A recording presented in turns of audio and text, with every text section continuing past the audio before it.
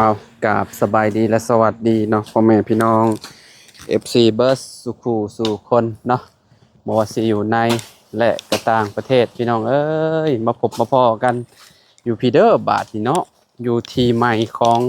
น้องฮังกับน้องอาเจืองบาทพี่น้องเลยเนาะสบายดีโอ้เอาเออเอาสบายดีได้อน้องเด้อ อ๋อพี่น้องเอ๋ยเนาะได้ทีทางใหม่แล้วบาดนี้เนาะแป้งที่สี่พี่น้องเอ๋ยเนาะแป้งที่สี่จังได้เนาะก็คือแบบขออนุญาตในด้านน้องเนาะอึ๊บเนาะเอ่ออันนี้มันอยู่บนแดนพอดีเลยบ่เนาะโดยตัวนี้หลักแดนนี่หลักแดนเนาะนี่เนาะโดยอืมเอ่อก็หน่อไม้พี่น้องอยู่ฝากนี่เลยอยู่ฝากของน้องอาเจืองบ่เลยเนาะโดยแต่ว่าแดนนี่อยู่ตรงนี้เนาะน้องเนาะ โดยอืมฮอดพุ่นเนาะโดยอันนี้ลักที่ว่าตอกไว้อยู่ฮะพี่น้องเอ้ยไม้หยังนี่มันเป็นไม้หยังเนาะก็ฮะมันเป็นหน่อไม้คือกันบ่มันหน่อไม้หยังล่ะมันเป็นหน่อไม้หน่อไม้หวานหน่อไม้หวานบ่นี่น่ะโดยคะแนนว่ามันบ่อันนั้นเนาะเจียงเนาะโดยเอาปะเมียนพี่น้องเพราะว่าอนาคตเราก็สิปลูกเรือนปลูกหยังหั่นน่ะพี่น้องเอ้ยเนาะเจ้ากล้าว่าจะสิเอาออกบ่ก็อยากเอาออกอยู่อยากเอาออกโดยยานมันใหญ่ขึ้นมาแล้วอืม มันใหญ่ขึ้นมาแล้วก็ยานมันใหญ่แทนต้นเอามันออกก็ตลอดได้หน่อไม้นี่แต่ละปีนี่เห็นบ่ตอนก็จะปลูกหาน้อยๆบัดนี้มันผัดออกตลอดเด้เนาะโดยคะแนนว่าเจ้าบ่ไปกินนี่แฮงหลายกว่านี้เขาว่าเนาะโดยคันเอาออกหมดแล้วก็ได้อยู่คักอยู่ดินพี่น้องเอ้ยเนาะแบบว่าบ่ยากปรับเลยเนาะมันเป็นดินเพียงพี่น้องเอ้ยย่างมาพี่น้องมาพี่ก่อนเนาะเลาะเบิ่งก่อนพี่น้องเอ้ยเนาะเอ่อราคาเท่าใดก็ทั้งหมดทั้งมวลน่ะน้องเพราะว่ามาตำหลังหมู่ยังบ่ได้ฮู้เด้นี่ราคา20 ล้าน20ล้านโดยบวกค่าในวงในบ้านนี่ยังบ้านเป็น22โดยโอ้พี่น้องเอ้ยเนาะ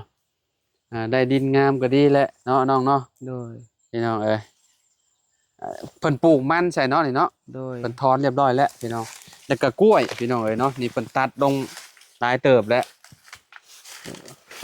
โอ้อันนี้อันนั้นล่ะบ่นี่ใกล้สิสุกแล้วบ่กล้วยหยังนี่น้องฮะ เอิ้นว่ากล้วยข้าวแบะกล้วยข้าวแบะกล้วยข้าวแบะโดยมันหมากน้อยๆแบบนี้เนาะโดยเบิ่งคือข้าวแบะกูรสชาติมันเป็นว่าใดน้องเจียงหวานอยู่หวาน โดยก็เจ้าก็ซื้ออย่าบ่กล้วยนี่ฮะค่ายจักและเขาก็งงคือกันเพราะว่าส่วนใหญ่ก็เจ้าบ่ค่อยอยากซื้อกล้วยนี่นะ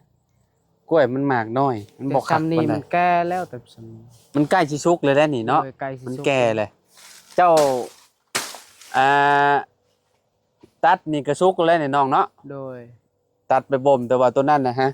ตัวนั้นน่ะตัวนั้นยังหากายปีน่ะยังบ่ออกครับพี่น้องแต่ว่ามันเป็นที่น้องเจืองเนาะแล้วก็บ่ฮู้ว่าน้องเพิ่นสิได้ตัดบ่พี่น้องมาฮอดพี่เนาะน้องเนาะโดยโอ้เอ่อฮอดมุมนี้เนาะพี่น้องเด้มองลากเพิ่นต่อขึ้นไปพุ่นคือว่ากว้างพอสมควรพี่น้องเนาะคือสิมีแฮงแล้วบัดนี้น้องโดยหังพี่น้องเนาะต่อไปก็ปลูกเขื่อนปลูกชานบัดนี้เนาะโดยเขื่อนเนาะพี่น้องเพราะว่าจากเขื่อนแม่ลาวมาพี่ก็ไกลก็เติบเนาะเจียงเนาะโดยมาพี่น้องเนาะก็มีที่มีทางตัวเองแล้วก็สบายแล้วบัดนี้เนาะโดยมีแต่คอยบุกเบิกไปพี่น้องเนาะแบบว่าทางมันปรุงมันแปลนเนาะโดยแถวหญ้าพวกอย่างนี้แหละเจ้ามีจักตัดหญ้าอยู่บ่มีคะแนนว่ามีจักตัดหญ้านี่จัดให้มันแปลนเนาะน้องเนาะโดยตัดแบบให้มันพวกหญ้าพวกหยังเพราะว่ามันหกหลายก็ยันงูยันเงี้ยวพี่น้องเนาะโดยฝั่งนั้นก็กอหน่อไม้อันเดียวกันเนาะกับตัวนี้พี่น้องถือว่าเพิ่นปลูก เป็นเจ้าเดียวกันบ่อยู่อันเฮือนเพิ่นหลังนี่บ่หรือว่า โด เพิ่น ย ขาย แม่นเพิ่นเจ้าเป็นเจ้าเดียวเลย ทางหน้าน่ะเพิ่นก็ของเพิ่นแม่นบ่นั่นก็ แม่ ล่ะ น อืมทางหลังนี่ก็แม่นของเพิ่นอีกบ่ ทางล่างนี่ของซ้อนของน้องซ้อน อ้าวฝั่งนี้ของน้องซ้อนบ่ โดย เออ น้องซ้อนกันน้อยหนึงพังนั้นอีกก็ของเขา โอ้ของน้องซ้อนก็บ่ได้หลายปานใด โดย แบบว่ามันสิเป็นหลอกไผหลอกมันเนาะนี่เนาะ โดย ฝั่งนั้นก็ของอีกเจ้านึงแม่นบ่ แม่นพัง เอ นั้นเจ้าหนึ่ง พี่น้องเนาะก็คือแบบในหมู่บ้านนี่แบบเพิ่นสิแบบมีของไผของลาวพี่น้องเนาะแบบหลอกนั่นก็ของอีกเจ้าหนึงฝั่งนี้ก็ของน้องซ้อนป้าไปอีกก็ของกับเจ้าอีกน่ะเนาะ โดย อืมอนาคตสมมุติว่าปลูกเขื่อนปลูกหยังก็ต้องจงทาง โดย เนาะจงทางนะเพราะว่าถ้าบ่จงเลยเฮาก็เข้ามาบ่ได้พี่น้องเนาะ โดย จงทางอยู่ทางนี้เนาะออกไปนี่ก็พอดีตรงกับเพื่อนน้องซ้อนเลยได้พี่น้องออกไปนี่ยิงใส่ทางใหญ่เลยเนาะจากทางใหญ่มาพี่ก็ประมาณ8-90 เมตรพี่น้องเนาะประมาณเกือบ100พุ่นจักประมาณ100 เมตรพุ่นจักอ้ายว่าเนาะจากนี้ไปพุ่นเนาะ ลอยฮอดลอย เนาะฮอดและไกลเติบเลยพี่น้องพุ่น โดย แนมไปทะเลอยู่เนาะตอนเพิ่นพากันวัดอิหยังบ่ได้เข้ามาพี่น้องตอนเพิ่นจ่ายเงินเนาะเข้ามาตำลังหมู่เนาะมีภายในเข้ามาซื้อที่ดินมานี่ มีเบาเพิ่งแล้วก็เบาเสียงแล้วก็เบาบุญ อ๋อ3 คน โดย เฮาก็มาตำลังหมู่พี่น้องมาก็คือแบบเพิ่นจ่ายเงินอีหยังแล้วเป็นที่เรียบร้อยแล้วพี่น้องเนาะมาหาทางอันน้องยังน้องหั่งเนาะพารักจะจะอี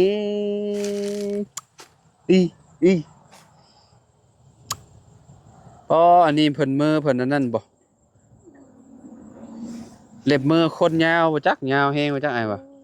บ่ตัดให้คนเพราะว่าเวลาแบบเพิ่นหึนแล้วเพิ่นอยากเกาหน้าเกาหยังเด้เอ้าอันนี้ผมเพิ่นเป็นแบบนี้บ่ มันมีควัน ฮะ มีควัน ควันคืออยู่นั่นนี่ โดย เอ้าควันเด็กน้อยอยู่หมองนี้พี่น้อยเนาะนี่ปกติจอมควันสิอยู่หมองนี้อ่ะวะ โดย มี2จอมเด้อคนนี่เนาะ โดย มีหมองนี้พี่น้องเนาะมีหมองนี้แล้วก็มองข้างหน้าเฮาหาก็สิเห็นน้องเทพารักษ์นี่แหละพี่น้องจอมควันอยู่หมองนี้เป็นน้ำผมบ่จักตัดทั่วโล้นก็คือเก่าว่าบัดมันโป่ง ตัดหัวโลนก็คือเก่า ขึ้นมาแบบนี้คือเก่าบ่ โดย เอ้าพี่น้องเอ้ มั ย น เนาะ ก็หาเป็นแต่เกิด นี่ เป็นแบบนี้เลยบ่เอออ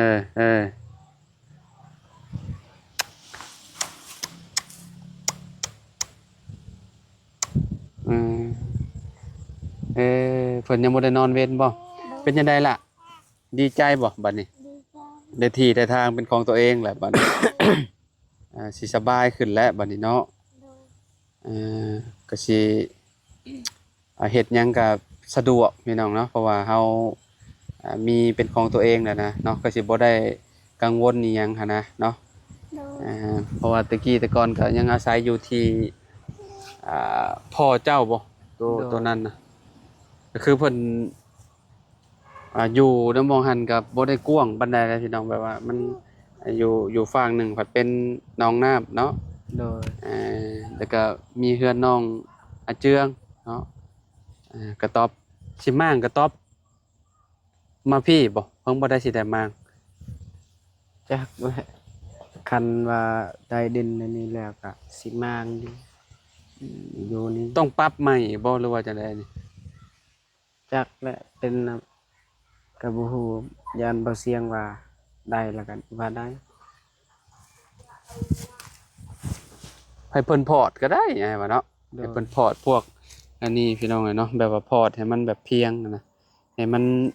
โอ้ไทยบ่ได้ดุดบ่ได้อันนั้นปานใดดอกอันนี้นะเนาะ โดย เพราะว่าดินค่อนข้างสิงามอยู่แล้ว มันบ่ได้แบบลุบคือนั่นอันนั้นบอลลูกบ่มลงบ่อนั่นน่ะ โดย เออแสดงว่าลูกบ่ใหญ่บ่ได้ลงไปหั่นเนาะ โดยบ่ มันบ่ได้แบบบ่ได้เลิกปานใดพี่น้องเอ้ยก็ธรรมดาอยู่อันนี้มันเลิกแฮงเนี่ยโอ้งานเข้าแล้ว โดย นี่แต่ที่เจ้าบ่ได้ฮอดพุ่นเนาะ โดย ฮอดน้ำหม่องน้อยเดียวหนึงนะพี่น้อง โด เอ้ ย ยเท่าใดก็อันในความยาวนี่น้องยาวจากตัวนั้นมาพี่ ประมาณจักเม็ด 16 16 โดย กว้างได้บ่นี่ประมาณ 12 12 โดย อ่ามันก็ใหญ่อยู่เนาะ โดย โอเคอยู่พี่น้องเอ้ยเนาะมันพอดีปลูกเขื่อนหลังหนึ่งเลยพี่น้องเอ้ยอ่าอนาคตปลูกเขื่อนสิปลูกแบบใดสมมุติว่ามีเฮือนมีซานในความคิดอยากได้อยากเอาทรงแบบใด ก็ก็ในใจก็ อ่า แบบใดก็เอาแบบใดก็อยากเอา อืมแบบใดก็ได้ โดยแบบ บุ ใด ติ ก็ได้ เนาะ โดย โอ้ได้เก่าเสานี่ก็แฮงคักอยู่เนาะเก่าเสาเนาะ โดย เก่าต้นพี่น้องเอ้ยเนาะ โดย มันก็ใหญ่อยู่ได้ประมาณ5 คูณ 6แบบนี้ก็พอดีอยู่แหล้วเนาะ2-3 คนอยู่เนาะ โดย มันก็พอดีงามอะนะพี่น้องเอ้ยช่วงนี้เจ้าไปขึ้นกล้วยบ่ โดยวานนี้ขึ้นแทนอายพักอายขาเวียกแล้วก็เฮาขึ้นแทน อืม แล้วก็ให้อาย20,000เฮาเหลือ80ขึ้นกล้วยแสนหนึง แค่นึง โดย มื้อนี้อายจะไป มื้อนี้อายค่อยไป เป็นจั่งใดอันลูกเรานั่นนี่คนที่ว่าไอ้ ก็เมีย อ่ะ ก็ก็ดีบ่เป็นหยัง บ่เว้าลูกเราหั่นน่ะยาให้แล้วบ่นั่นนี่ ยังอยู่คันบ่เห็นพร้อมมันก็ให้ อืม บ่เห็นพร้อมก็ให้กันพร้อมมันเห็นพร้อมมันก็เศร้าก ลางคืนเด้ กลางคืนเวลามันหลับแล้วก็แล้วอันเนี่ยแต่หัวแรงนี่มันให้ตลอดให้จนให้แท้ให้ว่า อืม แบบมันแต่เดี๋ยวนี้หันมันบ่จื้อแล้วน้ำนี่มันก็ บ่จื้อเลย โดยมันบ่จื้อแล้วก็มันให้ก็บ่หลายมันให้น้อย อ๋อมันเริ่มมันนั่นแหละเด้ โดย เพราะว่ามันหลายมื้อแล้วเด้เนาะ โดย เพิ่นก็เริ่มทำใจได้แล้วเด็กน้อยพี่น้องเนาะคือแต่ตอนแรกๆกันแหล้ว โดย ต่อไปเพิ่นก็เริ่มชินเริ่มหยังถ้ามีหมู่หลายเพิ่นก็ลืมไปเองเนาะ โดย พี่น้องเอ้ยเนาะเจ้าบ่ได้ฝันหยังบ่ บ่ คิดว่าฝันอีหยังแบบเกี่ยวกับไปนั่นไปนี่ บ่ ก่อนสิซื้อที่นี่ได้ โด บ่ ย ได้ฝันบ่ พันหยัง คิดว่าแบบอันฝันเนาะ โดย บ่ฝันเนาะ บ่ อืมเจ้าเด้ฝันบ่บ่ฝันเลย นอนหลับสนิทเลย โดย แสดงว่าดีอยู่เนาะซะเนาะ โดย มื้ออื่นฝันเด้อ โดย มื้ออื่นหวยออก โดย FC เพิ่นว่ามื้อนั้นเนาะเฮาเมื่อบ้านแล้วพี่น้อง FC มาคอมเมนต์ว่าอ้าวไปหาน้องอาเจืองแหน่ไปถามความฝันน้องเพิ่นแหน่ว่าซั่นว่าน้องเพิ่นฝันอีหยังว่าซั่นเนาะมื้ออื่นเนาะจังว่ากันพี่น้องเอ้ยเนาะเดี๋ยวสิเข้ามาถามน้องเพิ่นเพราะว่ามื้ออื่นหวยลาวออกเด้อพี่น้อง โด เด้อย เนาะฝันแม่นๆเด้อ โดย เนาะพี่น้องเอ้ย บางคนเพิ่นก็อยากเสี่ยงดวงเสี่ยงโชคพี่น้องเนาะ โดย เนาะ พันพันมื้อนี้แล้วมันออกเลขมื้ออื่น แม่น โดย คืนบ่แรงนี่แหละ โดย จะฝันแม่นๆเด้อ โดย จักเทื่อแล้วเจ้าบอกคิว 2 2นั่นแหละเนาะ โดย พี่น้องก็อันนี้ก็คนมักพี่น้องถ้าคนบ่มักก็ต้องขอโทษขออภัยด้วยพี่น้องเด้อเนาะเรื่องเลขเรื่องเบอร์นี่แหละพี่น้องเอ้ยเนาะ โดย เนาะต่อไปบ่มักก็อย่าดราม่าเด้อพี่น้องเด้อเนาะ โดย ไม่นี่เอาเห็ดบังคลามได้บ่ฮะ บ่ได้แล้ว อ๋อมันอันนี้อยู่ได้ไอ้วะเนาะไอ้เนาะมันเป็นบ้องคือว่าคือหน่อไม้ไผบ้านนี่วิธีเห็ดอันบังคลามได้เนาะนี่พี่น้องเอ้ยคิดว่าได้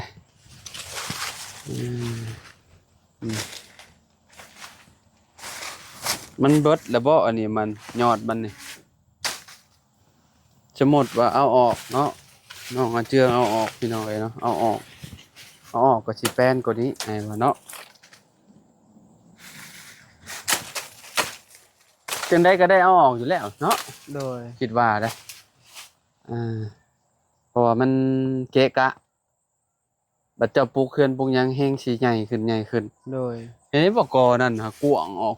พุ โดย มันก็ เวลา หกพร้อม มันใหญ่มันเป็นแบบนั้นมัน แม่นมันหกพร้อมเนาะ โดย มันเป็นพุ่มออกแบบนี้เลยพี่น้องเอ้ยนี่ โดยจักมันยังไม่ยัง จักมันยังบ่ยายันงูยันเงี้ยวแล้วเขาว่า โดย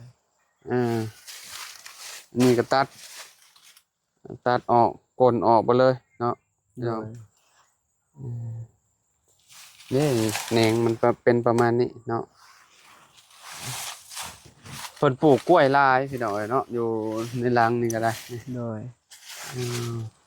คะแนนว่าบ่มีต้นกล้วยนี่ก็สิแป้นกว่านี้เนาะ โดย ตะกี้เพิ่นปลูกจังซั่นน้องนี่ ปลูกอยู่ ปลูกมันบ่ โดยเขาปลูกมันตะกี้มันเป็นสวนกล้วยแต่ว่า เขากล้วยแล้วมันตายมันเขาปลูกมันอีก น้ำเคยขึ้นมาท่วมบ่ซั่นนี่ ท่วมและหอดเฮือนน้องซอนพุ่นน่ะเฮือนำเนี่ย ปีนั้น ปีหลายปีแล้วมั้ง โดยหลายปีแล้ว น้ำขึ้นมาท่วมฮอดทางหมดแล้ว โด เนาะ ย พี่น้องเอ้ย เวลาน้ำเวลาพ่นน้อยๆก็ในนี่ก็มันท่วมอยู่แล้ว อ่า นี่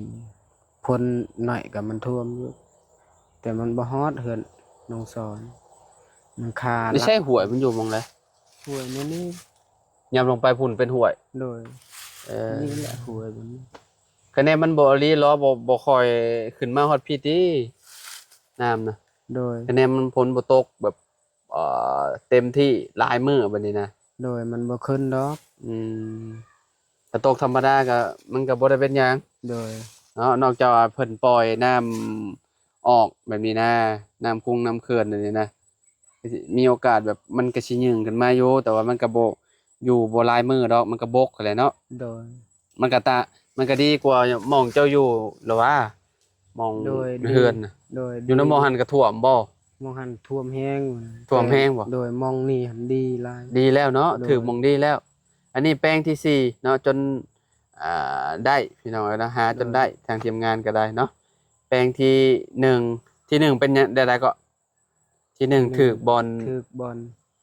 อ่า บอลนั่นนะสงคราม บอลสงคราม โดย ที่หนึ่งถือบอลสงคราม โดย สงครามหยัง ก็สงครามสาเหตุนี่ สงครามมันแบบใดบ่อันคนเมายา โดย หนึ่งแล้วก็ตัวที่สอง ที่สองแบบยันทางผ่านภาษา สร้างป่านป่าช้าแล้วมันอยู่บ่ได้ โดย มันฮ้อน โดย และตัวที่สาม ราคาแพง ราคาตอนนั้น โดย ชูราคาบ่ไหวพี่น้องเนาะวันนี้ตัวที่สี่บัดนี้ ถือ จบอยู่นี่เลย โดย เนาะได้งามพร้อม โดย พี่น้องเพียงพร้อมเนาะ โด นี่ ย เบิ่งเอาพี่น้องเนาะโอ้ที่งามมาเลยพี่น้องยอมหาว่างามแบบว่าเพียงเนาะเฮือนน้องไม้ยังรูปได้บ่อนหั่นได้แปลงได้หยังเฮือนน้องน้ำก็รูปอยู่เฮือนน้องน้ำก็ได้ก็ปรับเอาเนาะที่ทีมงานซื้อมาเนาะ โดย แล้วก็เฮือนน้องอีหยังน้องอ้อยพี่น้องอ้อยน้องอ้อยก็รูปเติบแล้วก็เฮือนประตู7ปีก็รูปเติบอันนั้นก็ได้ก็ปรับเอาเนาะ โดย อันนี้ดุดเล็กน้อยพี่น้องสมมุติว่าดุดก็ได้สมมุติว่าปรับก็ได้ปรับบ่ได้หลายได้พี่น้องน้อยเดียวเองเนาะ โดย มีแต่เถิกซื่อๆเนาะกับปลูกสามารถปลูกเฮือนได้แล้วเนาะ โดย เฮือนน้องอาเจืองพี่น้องง่ายมาอยู่พี่ก็สบายอีกแบบนึงเนาะ โดย มันก็บ่วุ่นวายเพราะว่าอยู่ในหันก็มีหลายคนเนาะ โดย พี่น้องที่ว่าตุ่มโฮมกันหั่นน่ะพี่น้องเนาะออกจากเฮือนเนาะเราก็ได้ลงไปปลูกกระต๊อบอยู่หั่นแหละก็คือที่ฮู้ในคลิปไปแล้วเนาะบัดนี้น้องห้างน้องหยังเพิ่นก็ได้ที่ได้ทางแล้วงามแล้วบัดนี้อาเจียงคือสิบ่คิดหลายแล้วบัดนี้เนาะ โดย ได้มาอยู่พี่แล้วพี่น้องอยู่พุ่นก็ลุบอยู่พุ่นก็ลุบแฮงเนาะดินอันที่ว่าเพิ่นสิขาย50ล้านน่ะเนาะ โดย แล้วป๊อ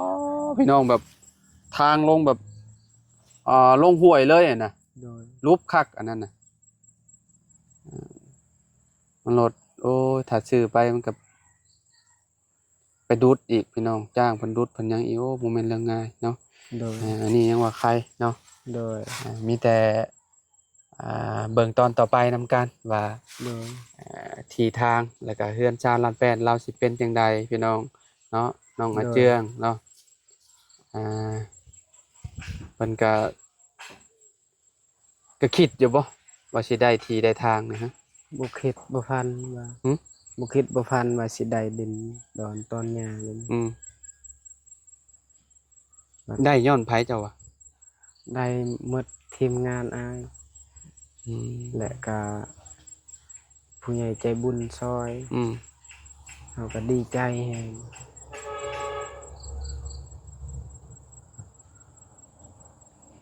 แต่บุญ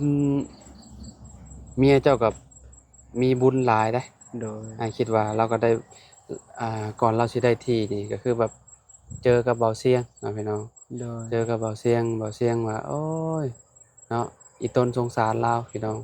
FC ว่าให้ตามไปเบิ่งแน่ว่าซั่นตามไปเบิ่งบ้านเมียอาเจืองพี่น้องเนาะเราหอบลูกหอบเต้ากลับบ้านเนาะน้องเทพลักษณ์ โดย น้องพลักษณ์เนาะ โดย แล้วก็อาเจืองก็ไปตามเมียกลับมาอีกแม่นบ่อาเจือง โดย ตามกลับมาเนาะ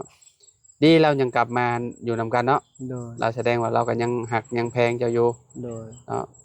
คันว่าเราบ่กลับมาตอนนั้นน่ะโอ้จักสิเป็นจังได๋เนาะเจียงเนาะ โดย อ่าคิดฮอดลูกก็บ่แม่นง่ายอีกพี่น้องเอ้ยเนาะนี่บุญเพิ่นยังมีต่อกันอยู่เนาะผัวกับเมียเพิ่นนี่พี่น้องเนาะแล้วก็บุญเรามีต่อกับผู้ใหญ่หั่นนะเพิ่นผู้ใหญ่เพิ่นก็มองเห็นเนาะเพิ่นก็อยากซอยอยากให้มีที่อยู่ที่เช่าเพิ่งพาที่พักอาศัยพี่น้องเอ้ยเนาะ โดย ประมาณนี้แหละน้องเนาะ โดย มื้อหน้ามื้อในน้องจังว่ากันเนาะมื้อเอิ้นเนาะมื้อเอิ้นไปไสอยู่บ่ทำความสะอาดเดินบ่ โดย อืม อื่นตอนเช้าแล้วก็ไปแก้กล้วยก่อน ไปแก่กล้วย โดยแก้กล้วยเวียด อืมอยู่ไสไปแก่อยู่ไส แก้ออกจากสวนแล้วก็แก้เข้าไปเวียด แก่เข้าไปเวียดเลยบ่ โดย แล้วก็คนลงจากรถเพิ่นแล้วก็กลับมาบ่ โดย เออโอเคจังได้ก็ดีใจนำเด้อน้อง โด เด้อ ยสบายดี ดีใจนำเนาะพี่น้องเอ้ยเนาะคักแล้วบาดนี้เนาะต่อไปก็เนาะมีแต่น้องเพิ่นมุ่งหน้าเฮ็ดทำความสะอาดเนาะพี่น้องทำความสะอาดแล้วก็มาปลุกที่ทางอยู่และบาดนี้เนาะถ้าเบิ่งนำกันเด้อพี่น้องเด้อเนาะอยู่ดีมีเฮงบ่ทุกคนขอบคุณพ่อใหญ่ใจดีทุกท่านเนาะที่ซอยเพิ่นเข้ามาเด้อพี่น้องเด้อเนาะสบายดีพอกันใหม่พี่น้อง